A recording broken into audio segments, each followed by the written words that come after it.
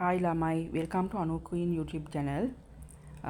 අද අපේ විදිහට අපි හදන්න යන්නේ පාස්තා එකක්. ඒකට අපි ගත්ත ගෝවමල්, ඒ වගේම ලුණු ටිකක් ගත්තා.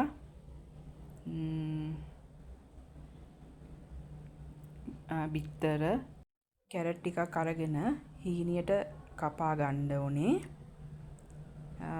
තව එතකොට ලීක්ස් අපි ගත්තා මේකට.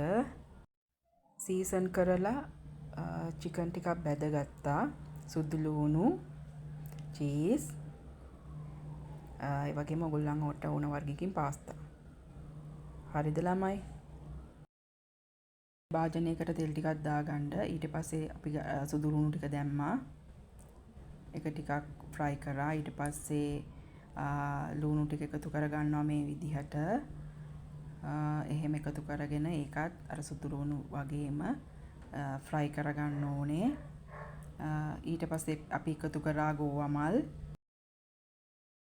අපි ආසයි ගෝවමල් වලට, ඒක නිසා අපි ඒක හිණිට කපාගෙන ඒක දාගත්තා. ෆ්‍රයි කරගන්න ළමයි.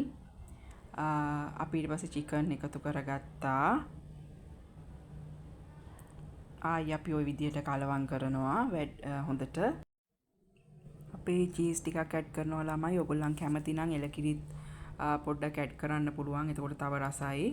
ඊට පස්සේ ලීක්ස් ටිකක් එකතු කරනවා. එකතු කරගෙන හොඳට කලවම් කරගන්න ඕනේ. අපි ළමයි මේක අපේ ස්ටයිල් එකට හදන්නේ. ඒක නිසා මේකට අපි කෑලි මිරිස් ඇඩ් කළා. මෙහෙමයි අපි දැන් මේක හදන්නේ අපි කන්න ආස විදියට. අපි ටිකක් මිරිස් කනවා.